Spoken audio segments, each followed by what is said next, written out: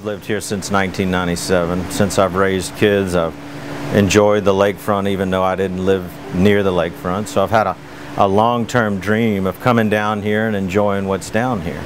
It was in 2008.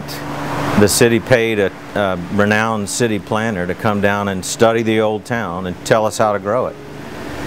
And they deemed the B3 really the special area that should be grown with a mixture of both residences and businesses. And so I've always had a vision of the town growing like this gentleman wanted it to grow, and it's worked. But there's been a lot of uprising against that philosophy. People were uprising against this guy when he was here, and it seems like anything that people want to do progressive, it gets shot down, or it's debated over and over, and it delays anybody from getting their project done in a timely manner. And I don't think that's the way to grow a town, especially under the circumstances of Louisiana. The entire coast of Louisiana is being swallowed up by the Gulf of Mexico, and here we sit 5 feet above sea level.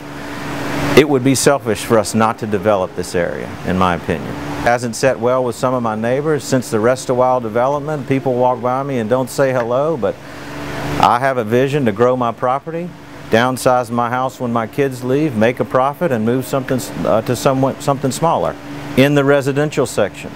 But I bought in the commercial district because that was the place that was going to thrive and grow, and it struggled to do that.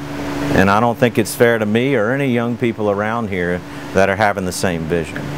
In 1966, it was developed into a business district, this 2.5 block area. From the trailhead all the way to the water is where the businesses have always been, and it's where they're supposed to be coming. What more could a man with a young family ask for? To be able to, you know, on a Sunday after church, walk to have brunch, or, you know, go down to the lakefront, sit on the balcony, have a beer, watch the sunset. I mean, this is the most unique place in Louisiana, in my opinion. We finally put in the budget that we're going to eat once a month at a different restaurant to support the businesses and to keep them thriving, because that's really the charm of Old Mandeville.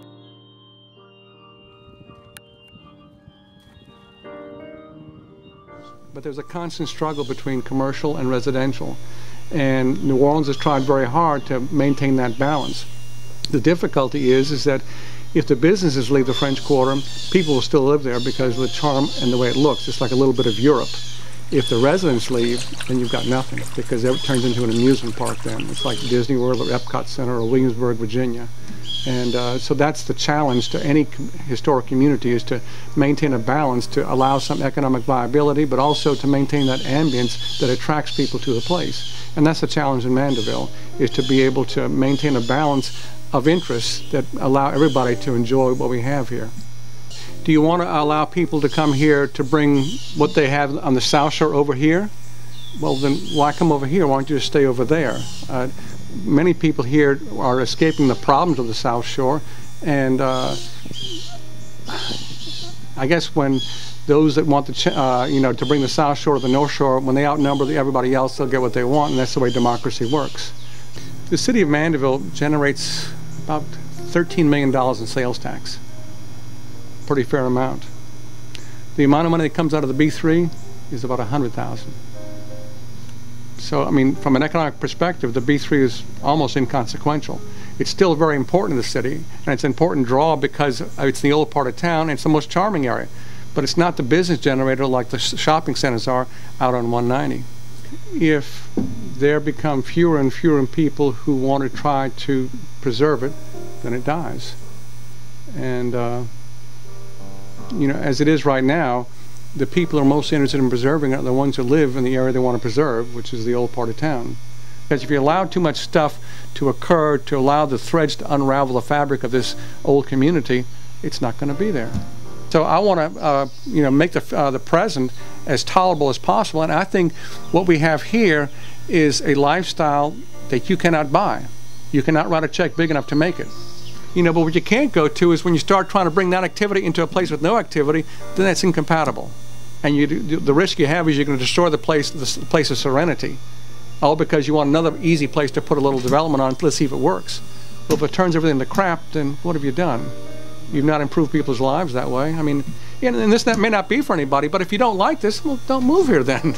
You have a wide gamut of opinions from A to Z. Some are irrational, some are emotional, some are objective, some are intellectual. It's a whole scope of things. I like that. But as you start agitating and frightening people more, if they become more emotional, it's going to be more reactionary.